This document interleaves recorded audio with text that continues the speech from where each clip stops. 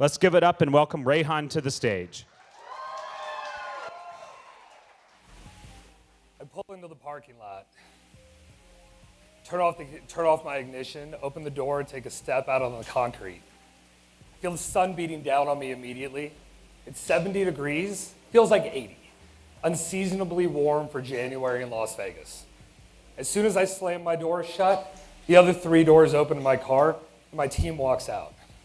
It's Chris, Leah, Terrell, and Matt. They close their doors and we start walking together. We're walking towards this gray, 1-story office building. On our left side, there's a sign. It's like these steel etched big pieces, and it says Zappos.com. We're about to walk in the doors of a multi-billion-dollar headquarters. And we're doing it today because we want to get a handle on what a new office layout looks like. I've got an office. I'm the director of entertainment at the Cosmopolitan.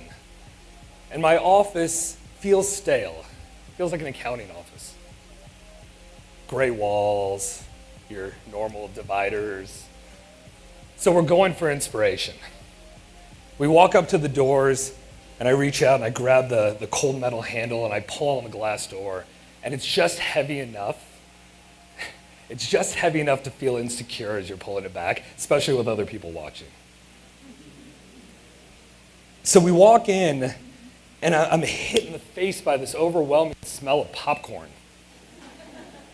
And in the back right corner, immediately I see this vintage popcorn machine, and popcorn's just spewing out of it, and above it, there's this flickering light, and it's coming from a Budweiser neon sign, and to my left, they're couches. It's like a waiting room, and the couches are mismatched. 2 of them look like they should go in my grandmother's house.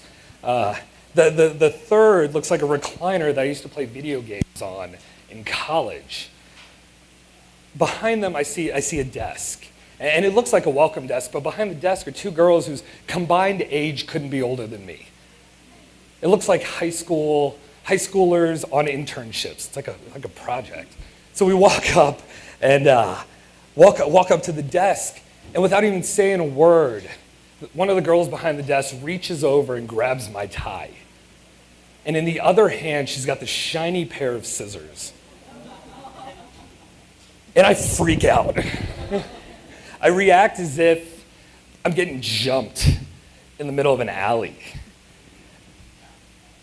And I look at her and I'm like, what are you trying to do? I was literally like, what the fuck are you doing?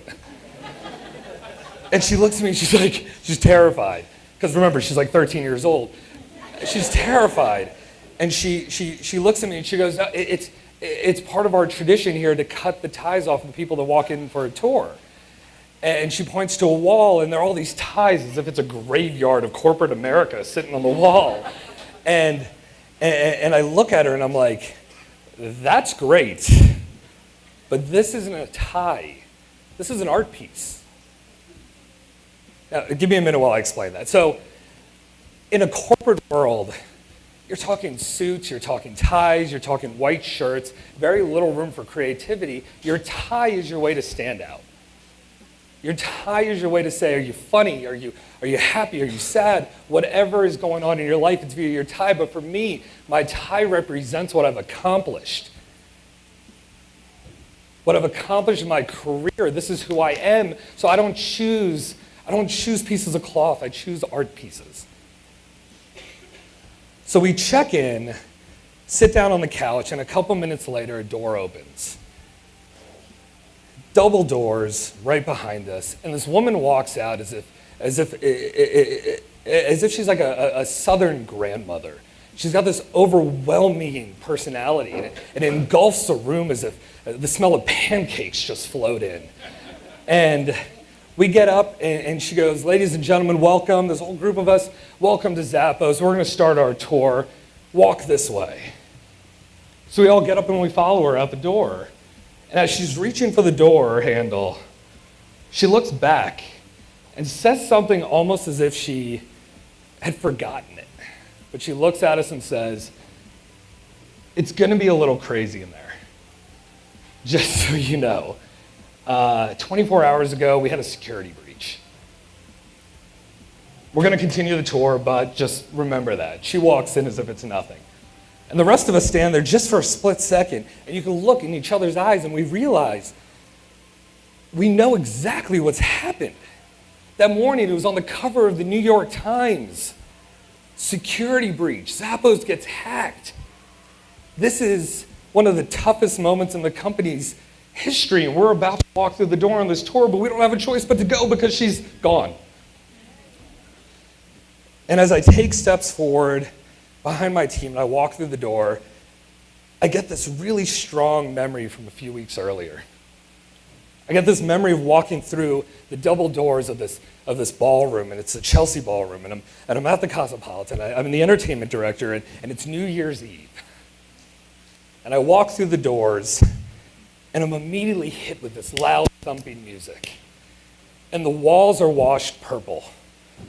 And they're nightclub couches everywhere and tables that are lit up underneath. And I walk in, I immediately get the high five of a friend of mine, Brandon, who's there. And he's like, "Great party, man." And I look to my left and I see a girl waving at me, and she's jumping up and down on a couch. And I know her, but I'm not really paying attention because Mike Tyson is jumping up on the couch next to her, fist pumping. And I just keep walking. And I look in the corner and I see my team congregated in these couches. So I go over, and I'm only there for a matter of minutes before the lights start flashing on the other side of the room. And it's like a heartbeat pumping, and it's getting faster. And all of a sudden, Stevie Wonder walks out on stage, and he sits down on the piano and starts busting out Superstition. And it's magical. It's magical for everyone in the room. It's this amazing demonstration of sophistication and luxury and creativity, and it's Stevie Wonder on stage, and it's the greatest moment of any entertainment producer's career. And I look around and I see champagne bottles popping and people doing shots and hugs and kisses, and I realize that I'm at a different place. I feel like walking across the stage at my graduation, my college graduation, seeing tens of thousands of people cheering and looking out and being like, I really didn't study that hard. This clearly is too much for me. So now I'm back at Zappos, and we're doing the tour. And there's this energy, and there are people running around, and they're working, but they've got smiles on their faces, and there's something spirited about it. And a girl brushes me on the side as she's walking by, and I tap her on the shoulder, and I go, "This seems like a really tough time for you. What's going on?" And she's like, well, yeah, we had an issue. We've been working for the past 24 hours. And I'm like, no, not that. Everyone seems so upbeat and happy. And she looks at me, and she's like, well, it's pajama day. And I look at her and I'm like, what's pajama day? And then she looked at me like I was a complete idiot. And she gestures to her clothes. And she says, pajama day is when we wear pajamas to the office. And then she skips off. Because that's what they do, they skip off at Zappos. And it was like at that moment, getting ripped back 30,000 feet. And all of a sudden seeing the world for much more than a bunch of offices and a bunch of cubes. But seeing people joined together by something so simple as wearing pajamas with Zappos logos all over them to work unified a group of people. And we finish our tour, and we walk out the front door, and the sun's beating down on me again, and it's like walking out of Willy Wonka's chocolate factory, back into reality. I get in my car, and I start driving. And I feel something strange. I feel the sense of energy, the sense of excitement. I feel the sense of opportunity, and I feel like I've never felt it before, but then all of a sudden I realize that I have felt it before. I've felt it before. It feels so natural. I remember when I was 13 years old, I remember sitting in my room on the floor with this rough carpet and holding the Nirvana Nevermind in my hands. I remember holding that CD and listening to the first chords of Smells Like Teen Spirit and realized that after 13 years of my life of my mother telling me what to eat and what to wear and how to brush my hair and when to study and when not to study, that I am free. It's like a generation before me hearing the Beatles for the first time. I'm free and I can do whatever I want and I have choice and I can make my own decisions. And I have to explain this feeling to somebody. I have to explain what I'm going through. So I pick up my phone while I'm driving, which is a bad idea, and I dial a number and I hit send, and I call my mother.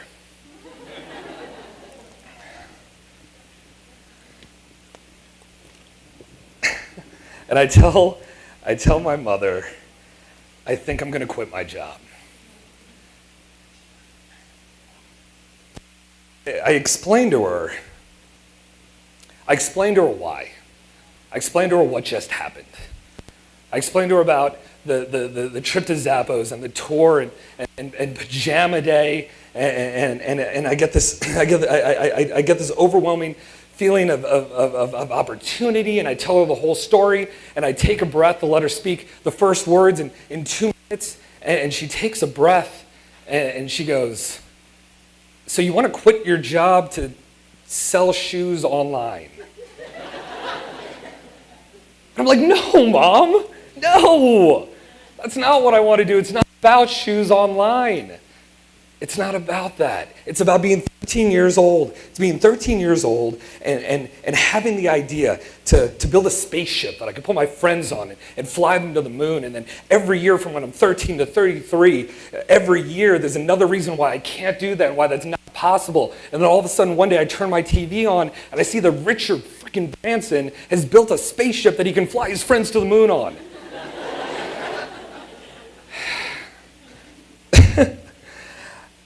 So I hang up with the words again, "I think I'm going to quit my job." And I drive home and I spend that night wide freaking awake. I can't go to bed. I have thoughts running through my head. I'm on my computer. I'm looking up entrepreneur sites, how to start a company, how to chase your dream. What is your dream? Is there a dream? Like new companies, 10 reasons to stay with your company. I'm looking at everything.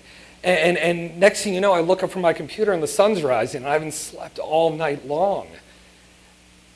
And I get up and I do the only thing I know how to do.